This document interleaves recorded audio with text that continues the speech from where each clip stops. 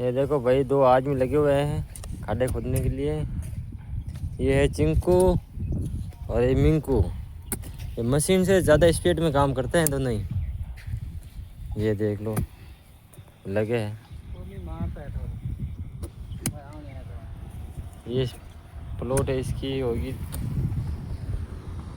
Boundary चारों तरफ, यहाँ से लेके वहाँ तक। अभी खुदाई चल रही है, कल करवाएंगे यहाँ पे काकरी, फिर यहाँ पे मकान बनेगा, बहुत बड़ी बिल्डिंग बनेगी। 2 बंदे लगे हुए हैं सुबह से, वहाँ से लेके यहाँ होके फिर यहाँ होके यहाँ तक खोदी खड्डे। सिर्फ एक पौवा पिलाना पड़ता है, मात्र 70 रुपया में आता है। कौन ही मिंगो और चिंकू लगुड़ा है।